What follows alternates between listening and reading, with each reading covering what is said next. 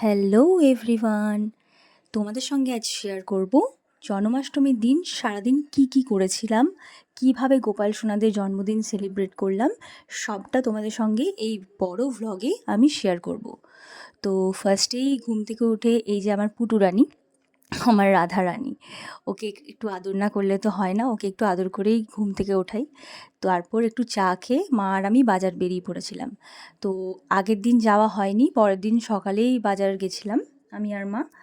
তো সেদিন ফলের তো ভীষণ দাম, ফল বলো, মালা বলো, ফুলের যে কোনো জিনিসের এত দাম, কিন্তু কি করব, উপায় নেই, নিতেই হবে।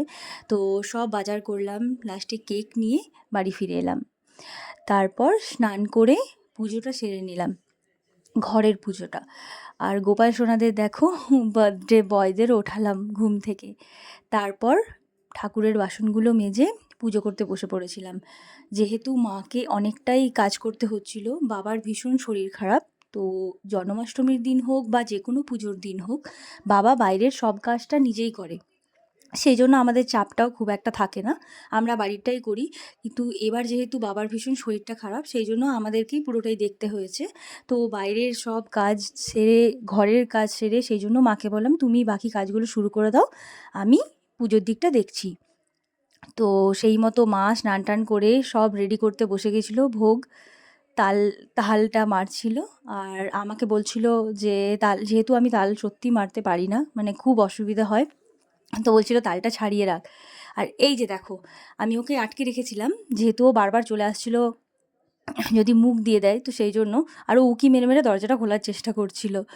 তো যাই হোক, তারপর বৌদি, মা আর আমি তিনজন মিলে সব ভোগটা রান্না করছিলাম। যদিও মা করেছে সবটাই, আমরা প্রিপারেশন করে দিচ্ছিলাম একটু একটু। যেমন আমি একটু মালপোয়ার ব্যাটারটা মাখছিলাম, তালের বড়ার ব্যাটারটা একটু মেখে দিচ্ছিলাম। ভোগের জিনিসে হেল্প করতে সত্যিই খুব ভালো লাগে, কারণ এই ঠাকুর পুজোয় যদি একটু নিজেদের সাহায্য একটু করতে পারি, নিজেকে সত্যিই অনেক অনেক অনেক শান্তি লাগে। আর বিশেষ করে গোপাল সোনাদের তো কি বলবো, ওদের নিয়ে তো আর কিছু বলার নেই। ওদের কাজ করতে পারলে তো সবাই মানে শান্তি পায়। তো যাই হোক, সব ভোগগুলো আমাদের টাইম মতোই হয়ে গেছিলো।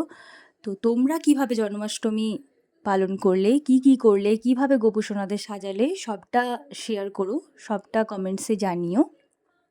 বাবা অসুস্থ থাকা সত্ত্বেও বাবা নিজেই হেল্প করতে চাইছিল, আমি দিইনি হেল্প করতে, তবুও বললো যে দে আমি একটু একটু করি।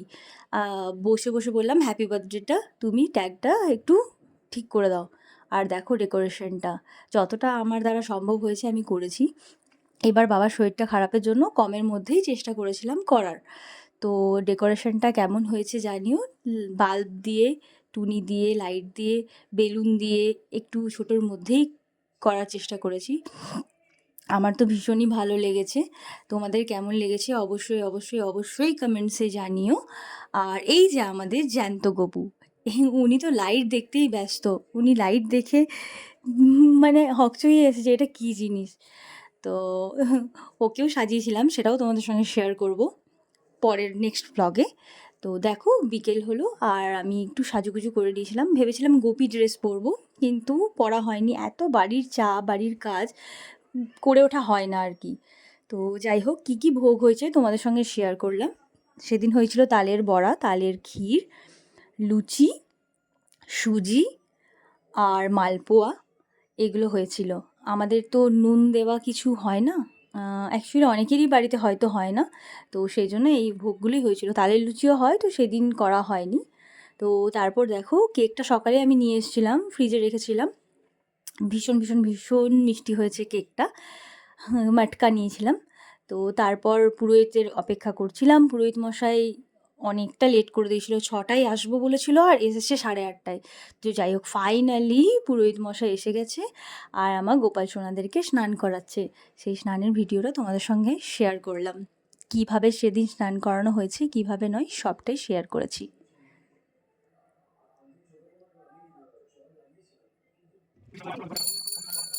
স্নান করাবার পর তারপর দেখো আমি রেডি করিয়ে নিচ্ছিলাম।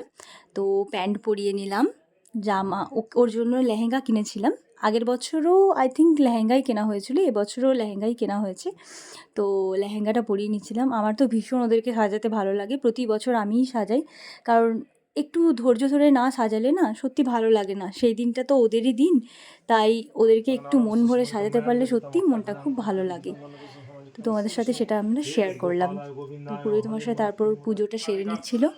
রামেশ্বরী সেতু বন্দে বিমলা পুরুষোত্তমে বিরজা উরদেশে हे कृष्ण करुणा सिंधु दीनबंधु जगतपति गोपीश गोपिका कांत राधाकांत नमस्तुते जय जय गोविंद गोपाल गदाधर श्री कृष्ण चंद्र कर कृपा करुणा सागर जय राधे गोविंद गोपाल बनमाली श्री राधा। আর তারপর চলছিল কেক কাটিং পর্ব। তো কেক কেটে বার্থডে সেলিব্রেট করলাম। Happy birthday to you, happy birthday to, happy birthday to. পুরোহিত মশাই প্রতি বছরই কেক কেটে কেকটা খাইয়ে দেন গোপালদেরকে, তো সেই মতো খাইয়ে দিচ্ছিল। তারপর আরতি করে পুজোটা প্রায় শেষ করলো।